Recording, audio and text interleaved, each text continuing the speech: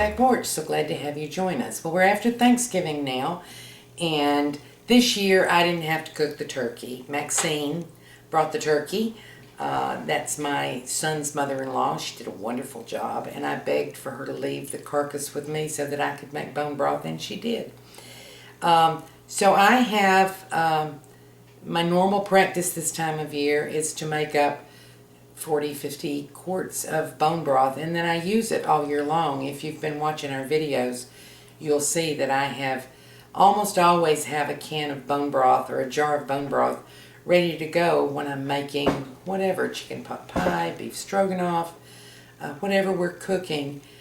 If it includes any kind of a sauce, we generally have bone broth to add to it. So it's something that we make a lot of use for. We try to make it out of organic food, not always, but we try. And for instance, my beef bone broth is made from bones from grass-fed, locally raised cattle. And you may not be able to find that. Let me take a moment to plug a website I have found very useful. It's called eatwild.com. That's EATWILD.com. And if you've been looking for locally grown, grass-fed meat, pastured poultry, you can search by state and area on eatwild.com and come more likely to finding it than any place else I know. The other thing that you can look for there is for leaf fat to make your own lard. And in another video, we'll do that too. I'll show you how to render lard from pastured pork, which is considered very healthy for you. So thank you for joining us. We're going to get started. We're going to start on the process of making turkey bone broth. Okay, here we start the turkey bone broth. Now what I have in the pot right now is the leftover carcass from Thanksgiving's turkey. I have some chicken bones that I've saved from other chicken I've cooked. I have the scraps from the chicken that I cut up. This is the backbone and the skin. And I'm going to turn this all on to about 350. I'm going to let it roast and get a little color to it. I have here a couple of leeks, some little scrap pieces of onions. I don't have any carrots. I've already put that in my beef bone broth, and some celery. So we're going to cover that up for a couple hours and let it start getting a little color and letting go of its flavor, and then we'll take the next step. Well, it's kind of late and it's a little dark, so I hope you can see this, but we have been roasting this turkey carcass and the vegetables. We have a good bit of juice let go down in the roaster. So now we're going to add water, and I'm going to fill it up all the way to the top.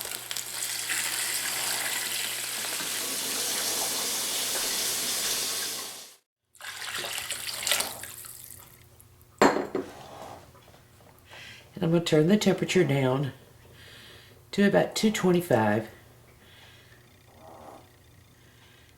You always want to, in a long, slow cook, you make sure that your temperature stays, I try to say above 180, but the danger zone is between 40 and 140. This was hot water I added because I want it to come back up to temperature pretty quickly. And we're going to cover this and check on it tomorrow. I'll probably check on it before that, but we're looking at 24 to 36 hours. We'll be back. Well, here we are. We're about 15 or 16 hours into the process with this turkey bone broth. I am checking in because I want you to observe the very slow bubble I have going here at the temperature just under 250, maybe 225.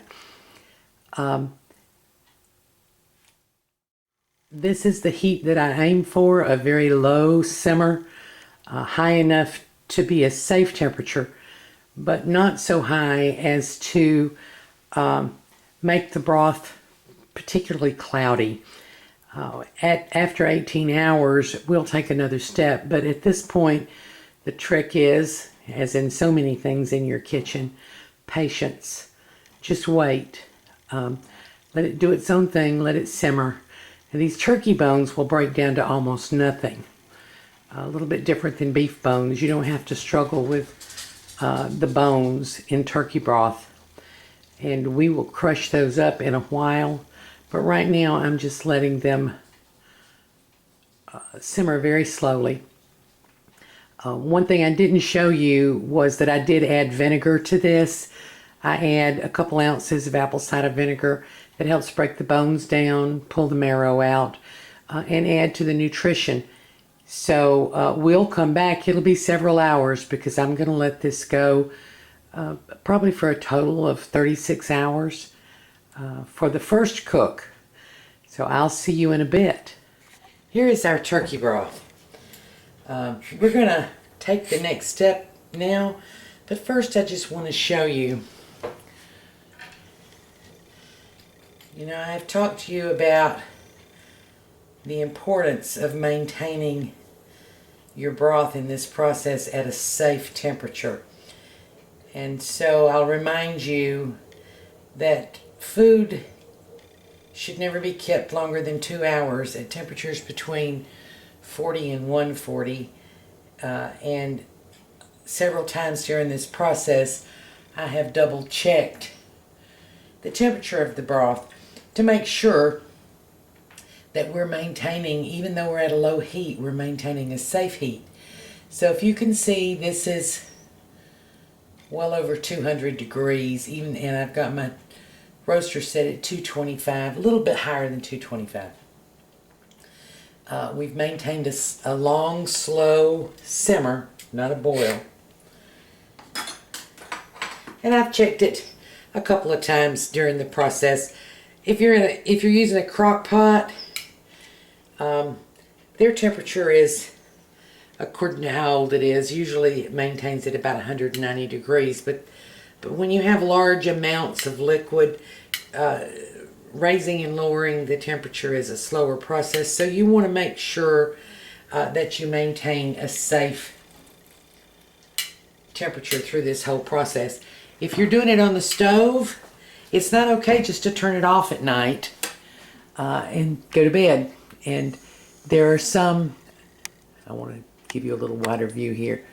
There's some manufacturers that will tell you an overnight cook is not safe, or it hasn't been tested in their roaster. So if you have a concern about that, you want to check with your manufacturer. I have here a ceramic bottom and a ceramic back, and there's plenty of room. If you feel underneath this roaster, the countertop is not even hot. So if you don't have a roaster and you don't have a big enough crock pot, you may want to consider doing this whole process in the oven. So our next step here, I don't know any way to make this not messy, so I'm just going to go ahead and get messy. What I'm doing at this point is I'm taking out the solids. And I have turned the roaster off.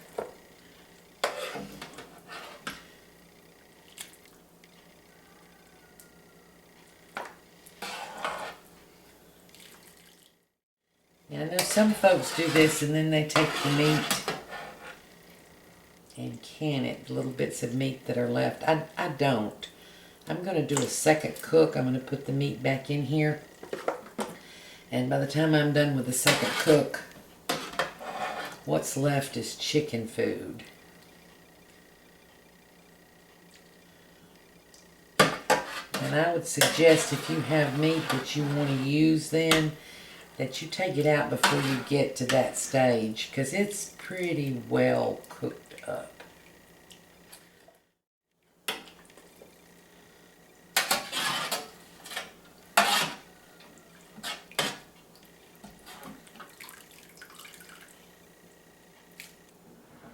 Okay, so I have this jar full, and we'll get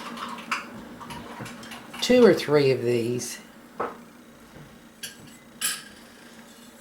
As I say, there's no way to do this that's not messy.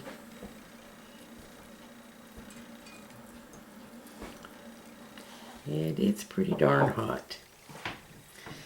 So at this point, I'm going to wipe this jar off, and I'm going to put it in the refrigerator.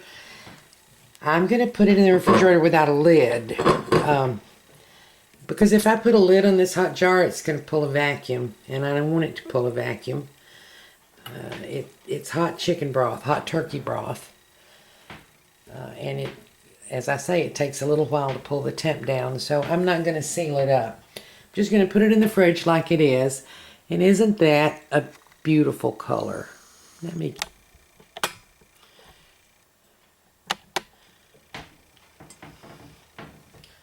Actually, it's too warm to pick up. Hold on. And isn't that a beautiful color?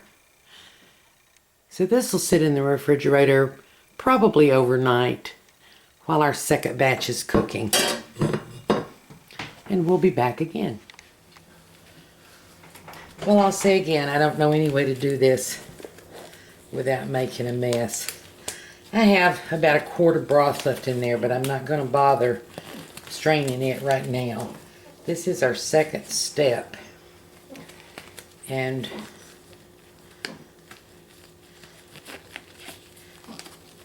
I'm going to put gloves on for this. Not necessarily for cleanliness, but because the bones are still kind of hot. And I'm going to manipulate them with my hands. So what we've got in this big old bowl is what I pulled out. I strained out of the roaster. And there are all kinds of little bones that because they've cooked for 36 hours, and there's some chunks of meat. They've cooked for 36 hours. They're pretty cooked up. But I'm going to break these bones. And see, they'll just break in your hand. Now, beef is not like this. But turkey will just snap right there in your hands. The bones will come all to pieces. And I'm going to put all this back in and add about a gallon of water. And I'm going to let it cook some more. This marrow, you can see, I don't know if you can see or not, but the marrow has not all cooked out of the bones. You can probably see it in there. And what I want at this point is to get the last bit out of this. This is the reason I say this, to me, you do as you like. This meat, what's left in here, and these vegetables that are cooked up, I'm going to get everything out of them that's worth having. And then I'm going to feed them to the chickens. I'm not going to use them for anything else. But that's just me. You do as you like. You see how easily these crumble? And you can see that inside there is still marrow.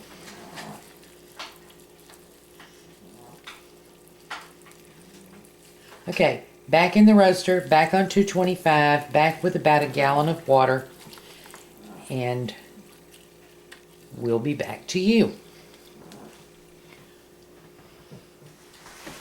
Well, here is our finished turkey bone broth. And there's actually very little fat in this, probably because it was made from a carcass instead of just mostly raw chicken. And I'm going to skim this off. And I'll tell you, if you are planning on freezing your bone broth, you don't really have to bother with skimming the fat. But if you are going to can it, you really do need to get, I'm not ever going to say every single bit of the fat, because it's very difficult and sometimes almost impossible to get every single drop of fat. But you really need to get as much as you can. I'll tell you the reason for that. Two things. When you're canning, and we're going to can this up in another video, fat can climb the sides of your jar and can cause problems with the seal. And if you have very much fat when you're canning, it can also shield the botulism spores from the heat. So fat is not your friend. You might end up, if you leave a little fat, getting a good seal and having a safe product, but your goal is to get it all. Now when you're canning meat, I have to say it really is impossible to get every single bit of it, because the very nature of meat is that it's a mixture of protein and fat. But it's never okay just to say, oh well, that'll be okay. You want to get as much of the fat as you can. And so I use a combination of skimming, and then I wipe any excess off of the inside of the jar. Now this particular bone broth didn't give me a gel, and that's not uncommon when you're dealing with broth from an already roasted carcass. So if you'll see, there's no gel to this. Beef broth made from raw bones almost always gives you a gel, but you don't always get it when you're dealing with an already cooked carcass.